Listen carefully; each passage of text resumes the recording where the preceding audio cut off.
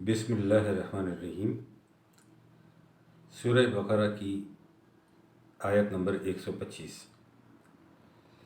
उसमें मौजूद ज़रबुल मिसल वत्तख़िज़ू मिन मक़ाम इब्राहीम मुसल्ला। तर्जुमा है, और मकाम इब्राहीम को नमाज की जगह बना लो। इसमें तीन मुफर्रदात मौजूद हैं। वत्तख़िज़ू अलीफ ख़ाद इसका मादा है, बनाओ तुम, और मकाम यानी क़ाफ वाव मीम इसका मायना है मकाम, और आखिर में है मुसल्लन मुसल्ला स्वाद लाम वाव नमाज की जगह। वैसे तो स्वाद लाम वाव सलात हम सूरह बकरा की आयत नंबर 45 में भी ले चुके हैं। इसके अलावा दीगर वीडियोस भी हम इस पर बना चुके हैं, लेकिन आज खसूसियत इसमें ये है कि लुगातुल कुरान में जो सलात से मुताल्लिक़ मज़मून है वो तकरीबन 13 सफ़हात पर मुश्तमिल है। अल्लाह की तौफ़ीक़ से मैंने उसे समेट कर और 4 सफ़हात में किया है, तो मुख्तसर तरीन भी किया है, और वो किसी भी सलात के लिए जो बयान किया गया है लुगात में, उसमें बयान की गई कोई बात भी इससे बाहर नहीं है। लिहाजा मुझे ज़रूरत महसूस हुई कि इसे दोबारा आपके सामने या सहबारा पेश करूं, और इसे तवज्जो से सुनिएगा, और कोशिश मेरी ये है कि ये इसी वीडियो में मुकम्मल हो जाए। तो हम लेते हैं स्वाद लाम वाव सलात यानी मुसल्ला, जो इस आयत में इस ज़रबुल मिसल में आया है। शुरू करते हम 74/43 आयत से। हम मुसल्लीन में से नहीं थे, यानी हम अंबिया के पीछे पीछे चलने वालों में से नहीं थे। इसी जहत से सलात के मायने होंगे अहकाम इलाही से वाबस्तगी, हुदूदुल्लाह के अंदर रहना, और किताबुल्लाह से चिमटे रहना। ये कुर्तबी की तफसीर में भी आया है। मुसल्ली उसे कहते हैं जो क़वानीन खुदाबंदी के पीछे पीछे मुतवातर और मुसलसल चले, इल्तिज़ामन इत्तिबा करे। कुरान करीम में सल्ला यानी सल्ली के मुकाबले में तवल्ली आया है 75/30 और 31। तवल्ला के मायने हैं सही रास्ते से रोगर्दानी करना, गुरेज की राहें निकालना, फिर जाना और मुंह मोड़ लेना। इसीलिए सल्ला के मायने हुए क़वानीन खुदाबंदी के मुताबिक सही रास्ते पर चले जाना, मुतअय्यन करदा फ़राइज़ मनसबी को अदा किए जाना। सलात को समझने की खातिर ज़रूरी है कि सबसे पहले खुदा और बंदे के ताल्लुक़ को समझा जाए। खुदा और बंदे का ताल्लुक़ खुदा की ज़ात के नाम या सिफ़ात अल अस्माउल हुस्ना से है। बंदे का काम यह है कि वो इन अल अस्माउल हुस्ना को अपने सामने बतौर मेयार रख कर उनके पीछे पीछे चलता चला जाए। सवाल यह है कि इंसान इन अस्माउल हुस्ना को मेयार क्यों बना कर रखे। जवाब यह है कि क्योंकि इंसान की ज़ात बमुकाबला ज़ात खुदाबंदी महदूद और पस्त दर्जे की है, और इंसान की ज़ात उसे खाम शक्ल में मिली है। उसका फरीज़ा ये है कि वो उसकी नशोनुमा करे, और इस पूरी कायनात में ज़ात अगर किसी के पास है तो वो खुदा के पास है, जो बुलंद तरीन, मुकम्मल तरीन, मुस्तहकम तरीन और हसीन तरीन है। जबकि इंसान के पास ज़ात महदूद भी है और पस्त दर्जे की भी है। इंसान के पास अपनी ज़ात को नशोनुमा देने के खातिर कोई खारजी मेयार नहीं है। क्यों नहीं है? इसलिए नहीं है कि पूरी कायनात में इंसान के पास ज़ात है, अल्लाह के अलावा किसी और के पास नहीं है, सिवाय ज़ात खुदाबंदी के अल अस्माउल हुस्ना के, यानी सिर्फ उसके अल अस्माउल हुस्ना हमारे पास हैं। क्योंकि कायनात में खुदा ने इंसान के अलावा किसी को ज़ात जैसी नेमत से नहीं बख्शा। जिसे रूह न कहकर पुकारा गया है। इंसान नकाइस से पाक एक बालातर ज़ात की रहनुमाई का मोहताज है ताकि उसकी ज़ात की खामियां रफ़ा हो सकें और उसकी ज़ात को नशोनुमा दी जा सके। कुर्तबी ने कहा है कि सलात दर हकीकत खुदा की महकूमियत और अताअत को कहते हैं। इंसान क्यों अपनी ज़ात की नशोनुमा करे? सूरह अल-फातिहा 5वीं आयत के ए अल्लाह, मेरी तमन्ना है कि हमारी रहनुमाई उस तवाज़ुन बदोश सिरात मुस्तकीम पर हो जाए जो हमें इंसानियत की मंजिल मकसूद तक ले जाए। ये है वो नस्बुल ऐन जिसके हुसूल को हमारे लिए मकसद ज़िंदगी तजवीज़ किया गया है।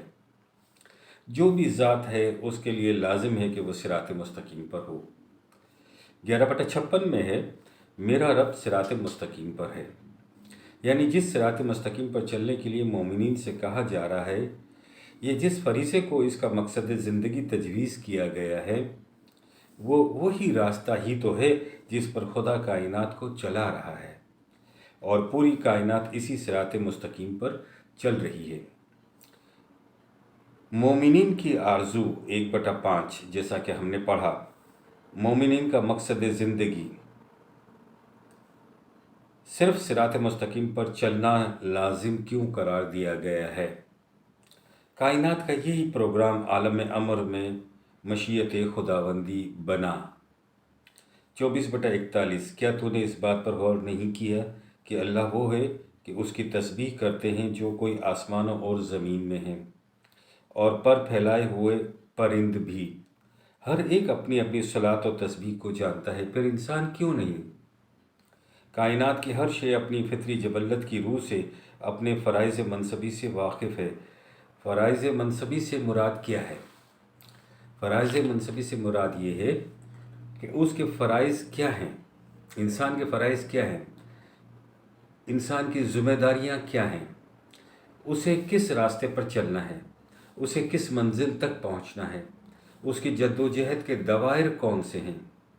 ये है जिसे सलात और तस्बीह से ताबीर किया गया है। यही कुछ कायनात की दीगर अशिया से मुतालिक है और यही कुछ इंसान से मुतालिक है। और तजर्बा और मुशाहिदा से इंसान अपनी तबीई ज़िंदगी में अपनी सलात और तस्बीह का इल्म अक्ल व फ़िक्र और तजर्बा और मुशाहिदा से हासिल कर सकता है। लेकिन जहाँ तक उसकी इंसानियत के तकाज़ों का ताल्लुक़ है, उसकी सलात और तस्बीह क्या है, इसके लिए वही का मानना और जानना ज़रूरी है, क्योंकि इंसानियत के तकाज़ों को वही बतलाती है। सलात और तस्बीह का पूरा प्रोग्राम कुरान करीम में है, जिसे अकामत सलात की जामी इस्तिलाह में सिमटा कर रख दिया गया है। 2/3 व यकीमून सलात, यानी क़वानीन खुदाबंदी का इत्तिबा करना, अकामत सलात करना है। यकीमून सलात का मायना अकामत सलात में जमा किसी का इस्तेमाल वो है कि ऐसा सिर्फ इज्तिमाई निज़ाम के मातहत रहकर हो सकता है। ज़िंदगी के हर शोबे में क़वानीन खुदाबंदी के मुताबिक अमल करने का नाम सलात है। यहाँ तक कि अपने ही कमाई हुए माल और दौलत को भी अपनी मर्ज़ी के मुताबिक खर्च नहीं किया जा सकता। खर्च करने के रुख का तयन भी सलात करेगी। 11/87, अकामत सलात दर हकीकत अकामत दीन है। ये इब्न कतीबा ने बात कही है। 19/59 में है, अकामत सलात को इत्तिबा जज्बात के मुकाबिल ला कर वाज़े किया गया है और अपने जज्बात और ख़यालात की पैरवी से सलात ज़ाया हो जाती है, ये बतलाया है, और क़वानीन खुदाबंदी के पीछे चलने से सलात कायम हो जाती है। 6/93 में आता है कि आखिरत और किताबुल्लाह पर ईमान रखना और मुहाफ़िज़त सलात दोनों एक दूसरे के मुरादिफ आए हैं। कायनात को मुसख्खर करना और अशियाए कायनात को अपने ताबई फरमान बनाना, कायनाती क़वानीन का इल्म हासिल करना, ये भी सलात के मफ़हूम में शामिल है, क्योंकि मुहीत ने सलात के एक मायने झुकाना और किसी को अपनी तरफ माइल करना के भी किए हैं। इसी से अंदाज़ा होता है कि अशियाए कायनात को अपने ताबई फरमान बनाना भी सलात के मफ़हूम में दाखिल है।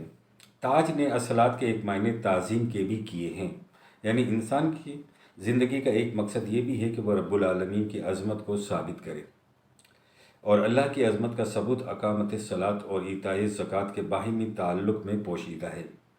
یعنی قوانین خداوندی کے مطابق ایک پروگرام مرتب کر کے اس پر چلنا، یہ صلاۃ ہے تاکہ نوع انسانی کی نشو و نما ہوتی جائے، یہ ایتائے زکوٰۃ ہے۔ قرآن کریم میں صلاۃ کا لفظ ان اجتماعات کے لیے بھی آیا ہے جنہیں عام طور پر نماز کے اجتماعات کہا جاتا ہے۔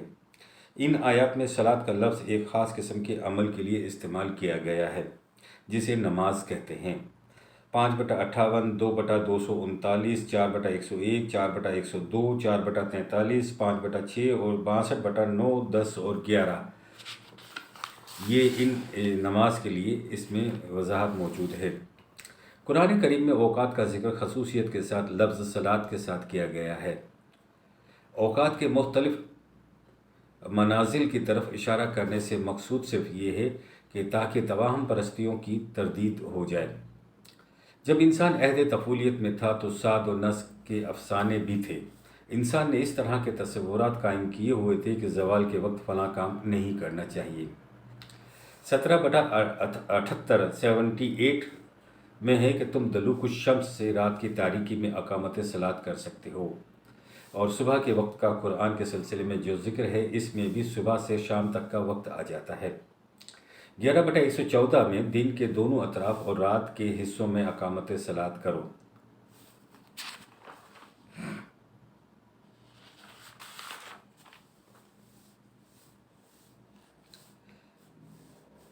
قرآن کریم مومنین کی تگ و تاز کو تسبیح، تحمید اور تذکیر کی اصطلاحات سے تعبیر کرتا ہے۔ ان آیات میں بھی دن اور رات کے تمام اوقات کا ذکر آیا ہے۔ 52/49، 50/39، 20/130 اور 3/190۔ 24/58 میں صلاۃ الفجر اور صلاۃ العشاء کا ذکر ضمناً آیا ہے۔ ضمناً سے مراد تخلیہ اور پرائیویسی کے ضمن میں آیا ہے۔ 17/110 میں کچھ پڑھنے کا ذکر ہے۔ 4/43 میں ہے کہ تمہیں معلوم ہونا چاہیے کہ کیا پڑھ رہے ہو۔ یہاں صلاۃ سے مراد نماز ہی ہو سکتی ہے۔ ذکر اور دعا اس لیے نہیں لیے جا سکتے کہ 7/205 میں بصراحت اس کا ذکر موجود ہے۔ ذکر سے مراد قانون خداوندی کی یاد ہے۔ قرطبی نے اس کے معنی قرأت لکھے ہیں۔ قرآن میں جہاں اقامت صلاۃ آیا ہے وہاں اس اصطلاح کے مقصود کو دیکھنا ہوگا کہ مقصود و مطلوب کیا بیان کیا گیا ہے۔ بحیثیت مجموعی اس سے مراد اقامت دین ہے، یعنی نظام خداوندی کی تشکیل و استحکام، قوانین و احکام خداوندی کا اتباع، فرائض منصبی کی ادائیگی جو ایک عبد مومن پر عائد ہوتے ہیں۔ اجتماعات صلاۃ، نماز کے اجتماعات، یہ بھی دین کے نظام کا جز ہیں۔ اسی طرح مسلمین کی اصطلاح سامنے آنے پر بھی اس کے مقصود و مطلوب کو دیکھنا ہوگا کہ بحیثیت مجموعی مراد جماعت مومنین مراد ہیں یا صرف اجتماعات صلاۃ میں شرکت کرنے والے مراد ہیں، کیونکہ 70/22 سے 35 میں ان مسلمین کا ذکر ہے جو شرف انسانیت کی بلندی پر ہے، اور 107/4 سے 7 میں ان مسلمین کا ذکر ہے جن کے لیے تباہی ہے۔ اور اب ہم آتے ہیں صلو علیہ، جسے ہمارے ہاں درود کہا جاتا ہے۔ راغب نے لکھا ہے کہ اس کے معنی تعظیم کرنے کے ہیں، دعا دینے کے ہیں، حوصلہ افزائی کرنے کے ہیں، پروان چڑھانے کے ہیں، نشو و نما دینے کے ہیں، اور کسی قسم کی خرابی یا فساد پیدا نہ ہو جائے اس لیے یہ الفاظ آتے ہیں۔ جن مقامات پر یہ الفاظ یا آیات آتی ہیں ان کے حوالے ایک ساتھ آپ کے سامنے رکھ رہا ہوں۔ 33/43، 2/157، 33/56، 4/65، 48/9، 7/157 اور 9/130۔ راغب کے دیے گئے معنوں کو سامنے رکھیے تو پھر قرآن کریم کے ان مقامات کا مفہوم واضح ہو جاتا ہے۔ خدا اور اس کے ملائکہ کائناتی قوتیں تمہاری حوصلہ افزائی کرتے ہیں، اس طرح کہ تمہاری نشو و نما کا سامان بہم پہنچتا رہے اور تمہاری کوششوں کو پروان چڑھایا جاتا رہے، کیونکہ یہ لوگ خدا کے نزدیک مستحق تبریک و تہنیت ہیں۔ اسی وجہ سے انہیں خدائی تائید و نصرت حاصل ہے۔ یوں خدا ان کی حوصلہ افزائی کرتا ہے جس سے ان کی کوششیں کامیاب ہو جاتی ہیں۔ یہ بات تو ہوئی عام جماعت مومنین کے لیے۔ ان سے متعلق اب جو کچھ خود نبی کریم کے متعلق آتا ہے وہ یہ ہے کہ خدا اور اس کے ملائکہ نبی اکرم صلی اللہ علیہ وسلم کی حوصلہ افزائی کرتے ہیں، اس کے پروگرام کو تکمیل تک پہنچاتے ہیں۔ اے جماعت مومنین، تم بھی اپنے نبی کا ساتھ دو، اس کی پوری اطاعت کرو، اس کی عزت اور توقیر کرو۔ اس طرح یہ جماعت مومنین تمہاری طرف سے صلو علیہ کے فریضے کی ادائیگی یوں ہوگی جیسے ہمارے یہاں درود پڑھنا کہتے ہیں۔ یہ درود پڑھنا یہ کچھ کرنا ہوتا ہے۔ آپ نے خدا اور اس کے ملائکہ کس طرح جماعت مومنین پر اور خود نبی اکرم پر صلوات کرتے ہیں، آپ نے دیکھا کہ خدا اور اس کے ملائکہ کس طرح جماعت مومنین پر اور خود نبی اکرم صلی اللہ علیہ وسلم پر صلوات کرتے ہیں، اور کس طرح جماعت مومنین اپنی صلاۃ و سلام نبی اکرم صلی اللہ علیہ وسلم پر پیش کرتے ہیں۔ صلو علیہ وسلم و تسلیمہ کا حکم، جسے عرف عام میں درود کہتے ہیں، کتنے عظیم عملی پروگرام کا متقاضی ہے۔ اسی طرح نبی اکرم صلی اللہ علیہ وسلم سے بھی کہا گیا کہ جماعت مومنین کے افراد انفاق سبیل اللہ کے لیے تیرے پاس اپنی کمائی لے کر آئیں تو اسے قبول کرو، ان کی حوصلہ افزائی کرو، تمہاری تحسین و تبلیغ ان کے لیے موجب تسکین ہوتی ہے۔ 9/99 میں ہے کہ وہ اسے قرب خداوندی کا موجب سمجھتے ہیں۔ صلاۃ یہودیوں کی عبادت گاہوں کو بھی کہتے ہیں۔ 22/40 میں یہ آیا ہے، لغت عبرانی نے اسے بیان کیا ہے۔ شکریہ، مہربانی، ربنا تقبل منا انک انت السمیع العلیم۔